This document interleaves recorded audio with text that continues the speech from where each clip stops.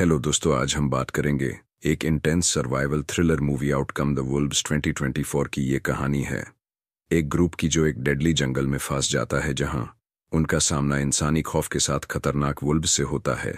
Survival और suspense से भरी ये मूवी आपको एज ऑफ द सीट पर ले आएगी। तो कहानी शुरू होती है सोफी और नोलन को दिखाते हुए। नोलन एक मैगजीन में फूड राइटर है और इस बार उसे नया टॉपिक दिया गया है कि पहले के लोग फूड कैसे इकट्ठा करते थे, यानी उसे हंटिंग और गैदरिंग पर आर्टिकल लिखना था। इसमें उसे यही समझाना था कि उस वक्त के लोगों के लिए यह कितना मुश्किल काम होता होगा। यह सब लिखने के लिए उसे खुद का अनुभव होना जरूरी था, तो उसने फैसला किया कि वह खुद हंटिंग करेगा। लेकिन हंटिंग के बारे में उसे कुछ भी पता नहीं था। इसी सिलसिले में वह सोफी को लेकर सोफी के गांव आया। सोफी के ग्रैंडपा एक मशहूर शिकारी थे और सोफी को भी हंटिंग का अच्छा अनुभव था। हालांकि कई साल पहले सोफी ने हंटिंग करना छोड़ दिया था। इसकी वजह उसने नोलन को बताते हुए कहा कि एक बार जब वह शिकार करने गई तो उसने एक हिरण की आंखों में देख लिया। उसकी मासूमियत देखकर सोफी का दिल नहीं माना उसे मारने का। उस दिन के बाद उसने न तो कभी शिकार किया और न ही कभी नॉनवेज खाया। लेकिन आज नोलन की मदद के लिए वह सालों बाद अपने गांव लौटी थी। हालांकि खुद शिकार करने का उसका दिल अभी भी नहीं मानता था, इसलिए उसने अपने बचपन के दोस्त काइल को बुला लिया। काइल ने पहले नोलन को तीर चलाना सिखाया। नोलन कोशिश तो कर रहा था, लेकिन तीर से शिकार करने के लिए बहुत प्रैक्टिस की जरूरत होती है और उन्हें अगली सुबह शिकार करना था। इसलिए काइल ने उसे राइफल चलाना सिखाना शुरू किया, जिससे नोलन जल्दी अच्छे निशाने लगाने लगा था। प्रैक्टिस के दौरान काइल और नोलन की काफी बातें हुई, लेकिन यल का टॉपिक सिर्फ एक ही था कि सोफी उसकी बचपन की दोस्त है, उसके लिए बहुत इंपॉर्टेंट है, उसका बहुत ख्याल रखती है, वगैरह वगैरह। और इस चीज से नोलन बहुत ज्यादा चढ़ चुका था, क्योंकि सोफी उसकी फंसी थी और जब कोई दूसरा उसके बारे में ऐसी बातें कर रहा था तो उसे बिल्कुल बर्दाश्त नहीं हुआ। सोफी भी, जो काफी टाइम बाद कायल से मिल रही थी, वो भी नोलन को छोड़कर कायल को इंपॉर्टेंस देना शुरू कर देती है और इस चीज से नोलन शदीद चिढ़ जाता है और नाराज होकर कमरे में चला जाता है।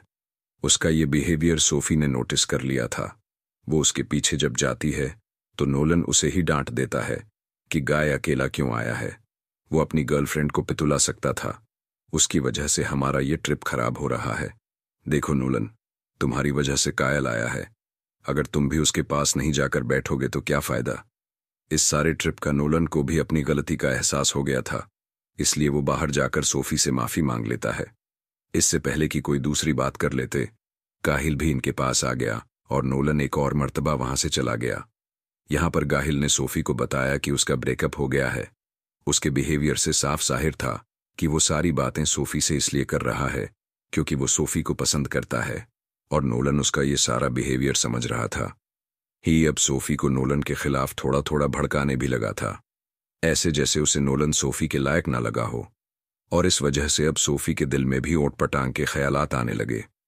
खैर, अब सुबह हुई तो हमने देखा कि काहिल और नोलन अकेले ही जंगल की तरफ निकल रहे थे शिकार के लिए। यहां सोफी ने कहल की जेब में गुड लक के तौर पे एक बुलेट रखी और फिर ये दोनों जंगल के लिए निकल गए। अब थोड़ी ही दूर जाने पर इनके सामने एक हिरण भी आ गई। एल ने नोलन से कहा, अच्छा मौका है, इसे मार दो। नोलन ने भी उस हिरण के ऊपर गन पॉइंट कर दी, लेकिन उसे मार नहीं पाया क्योंकि वो बहुत रहमदिल था। लेकिन घायल, जिसे शिकार की पहले से ही आदत थी, वो एक तीर निकालकर फौरन उस हिरण को मार देता है। इस बार से हिरण गिर तो गया था, लेकिन मरा नहीं था। नोलन काल से कहता है, इसे दूसरा तीर मारो ताकि इसका सारा दर्द, इसकी सारी सफरिंग खत्म हो जाए। लेकिन गाहिल ऐसा करने के बजाय दूर खड़ी एक और हिरण पर उसी के हाथ से बंदूक पकड़कर शूट कर देता है। इस बार से हिरण जख्मी तो हो जाती है, लेकिन गिरती नहीं, बल्कि मौका पाते ही वहां से भाग जाती है। हिरण के जिस्म से खून निकल रहा था, जिसका पीछा करते हुए जल्दी से कायल उसके पीछे भागा, लेकिन थोड़ी ही दूर जाने पर वो निशान खत्म हो गए। पीछे से नोलन बार बार यल के ऊपर चिल्ला रहा था, छोड़ो इस हिरण को, जिस हिरण के ऊपर पीछे वार किया है पहले उसे जाकर मारते हैं ताकि उसकी सफर खत्म हो जाए। एक तरफ हिरण के भागने और दूसरी तरफ नोलन के शोर में जाने की वजह से ई बुरी तरह फ्रस्ट्रेट हो गया था। खैर, अब वो नोलन के पीछे ही जाता है। उस हिरण को मारने के लिए तो यहां जाकर ये लोग शौक रह जाते हैं, क्योंकि एक भेड़िया उनके सामने उनके शिकार किए हुए हिरण को खा रहा था। कायल को इन सब चीजों की आदत थी। वो यहाँ पे स्टिल खड़ा हो जाता है, जबकि नोलन के तो डर के मारे पसीने छूट गए थे। वो यहाँ से भागना चाहता था, लेकिन कायल उसे कहता है, रुक जाओ, बिल्कुल सीधे खड़े रहो। जमक हिलने की कोशिश की तो मारे जाओगे। खुद भी घायल सीधे खड़े रहते हुए अपने पीछे से गन निकालने की कोशिश कर रहा था, लेकिन गन उसकी पिछली पॉकेट में फंस गई थी। नोलन से राह नहीं किया और उसने जल्दी से पीछे मुड़कर यल की गन को फ्री कर दिया और उसके हिलते ही भेड़िया ने उसके ऊपर हमला कर दिया। यल बिना वक्त साह कि उस भेड़िए के ऊपर शूट तो करता है, लेकिन उस वक्त तक भेड़िए ने नोलन को काफी जख्मी कर दिया था। यहाँ 2 और भेड़िए भी आ चुके थे, जिनमें से एक के ऊपर कायल शूट करके उन दोनों को वहां से भगा देता है। जख्मी नोलन चीख चीख कर अब कायल को पुकार रहा था, लेकिन कायल उसकी हालत देखकर ही सदमे में था। उसे कुछ समझ नहीं आ रहा था कि वह क्या करे।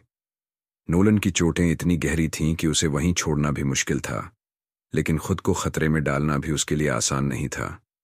असमंजस में भरे कायल के अंदर ममता और खुदगर्जी के बीच लड़ाई चल रही थी। आखिरकार घबराया हुआ कायल नोलन को वहीं जख्मी छोड़कर वापस चल पड़ा।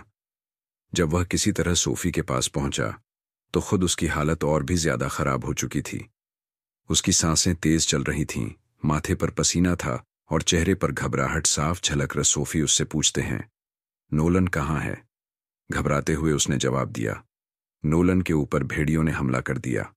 मैंने उसे बचाने की कोशिश तो की, लेकिन तब तक भेड़ियों ने उसे काफी जख्मी कर दिया था। सोफी की आंखें फटी की फटी रह गई। शिकारी पे यकीन नहीं हो रहा था।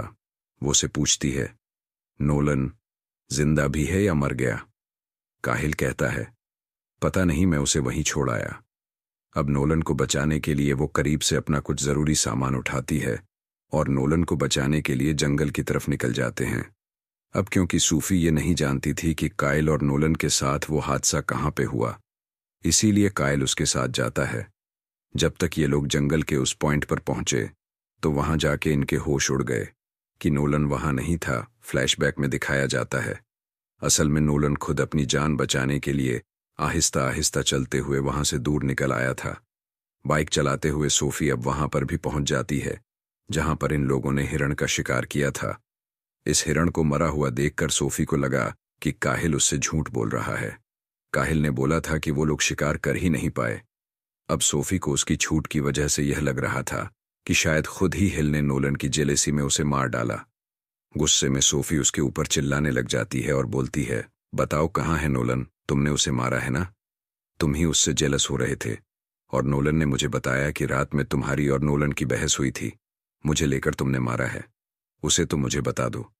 इतनी सारी बातें करने के बाद गायल अपनी सफाई देने के बजाय उल्टा सोफ से कहता है कि नोलन तुम्हारे लायक नहीं, तुम इसे भूल जाओ, उसे छोड़ दो।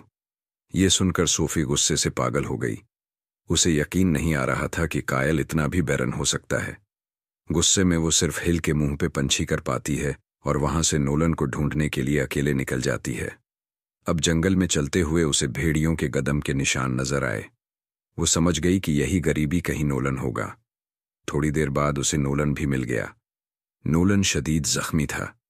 इससे पहले कि वो नोलन की मदद करती, उसका अपना ही बाइक लड़खड़ा जाता है। बाइक नोलन को भेंट कर सकता था, लेकिन सोफी ने को बचाने के लिए बाइक की डायरेक्शन मोड़ दी और उसका बाइक इस तरह एक दरख्त से टकराकर क्रैश हो गया और ऐसे ही वो खुद भी जख्मी हो गई। यहाँ गाय जो दूरी जंगल में मौजूद था, उसके सामने भी अब भेड़िए आ जाते हैं। भेड़िए उसे खौफनाक नजरों से देख रहे थे। घायल अपने आप को बचाने के लिए फौरन ही राइफल निकालता है, लेकिन उसकी बदकिस्मती कि उसे पता चला राइफल में गोलियां नहीं हैं। अपने आप को बचाने के लिए वो तीर कमान निकालता है, लेकिन इससे पहले कि वो भेड़िए के ऊपर हमला करता, भेड़ी ने ही उसके ऊपर बुरी तरह हमला कर दिया। दूसरी तरफ सोफी, जो कि बाइक से गिर गई थी, वो बेहोश हो चुकी थी और जैसे ही उसके ऊपर होश आया, एक भेड़िया उसके ऊपर हमला करने ही वाला था, लेकिन तेजी से उसने अपना करीब पड़ा हुआ चाक उठा लिया। वो भेड़ी के ऊपर वार कर ही रही थी कि ढलान से लुढ़क कर वो नीचे गिर गई और इस मर्तबा उसे बहुत बुरी चोट आई थी। उसका हाथ पूरी तरह टूटकर मुड़ चुका था। उसके पास इस वक्त सिर्फ तीर कमान थे अपने आप को इन भेड़ियों से बचाने के लिए, लेकिन दायां हाथ टूटने की वजह से वो तीर कमान चला भी नहीं सकती थी। वो यही सब सोच रही थी कि उसके सामने एक और भेड़िया आ गया। वो हिम्मत करती है और अपने हाथ को खुद ही सीधा करते हुए अर कमान चला आती है। लेकिन टूटा हाथ होने की वजह से निशाना सही नहीं लगता और भेड़िया उसके और करीब आ जाता है। तभी वह नीचे से एक तीर उठाकर पूरी ताकत से भेड़िए के अंदर स्टैब कर देती है और किसी तरह खुद को बचा लेती है। मुश्किल से हिम्मत जुटाते हुए वह जंगल के किनारे तक पहुंचती है, जहां उसे नोलन दिखाई देता है, जो खुद को संभालते हुए वहां तक आ चुका था। सोफी नोलन को सहारा देकर उठाती है और दोनों गाड़ी की ओर बढ़ते हैं, जो काइल उनके साथ लेकर आया था। लेकिन जैसे ही वे गाड़ी के पास पहुंचते हैं, सामने का नजारा देखकर दोनों के होश उड़ जाते हैं। काइल का शव वहीं पड़ा था। उसका आधा चेहरा भेड़ियों ने नोचकर खा लिया था। यह देखकर सोफी का दिल टूट जाता है, लेकिन हालात ऐसे नहीं थे कि वे वहां रुक सकते। खतरा अब भी मंडरा रहा था। वह नीचे से फ्यूल कैन उठाती है और गाड़ी में फ्यूल भरकर नोलन को गाड़ी में बैठाती है। दोनों जल्दी से वहां से निकल जाते हैं, पीछे जंगल में गूंजती भेड़ियों की आवाजों के बीच। और इसी के साथ ये कहानी खत्म होती है। तो दोस्तों, ये थी एक झलक आउटकॉम्ड वुल्व्स 2024 की एक ऐसी सर्वाइवल और हिम्मत की कहानी जो आपको आखिरी पल तक बांधे रखेगी। अगर आपको यह ब्रेकडाउन पसंद आया तो लाइक, शेयर और सब्सक्राइब करना न भूलें। कमेंट्स में बताएं कि आपको मूवी का कौन सा हिस्सा सबसे ज्यादा पसंद आया। जल्दी मिलेंगे एक और धमाकेदार रिव्यू के साथ।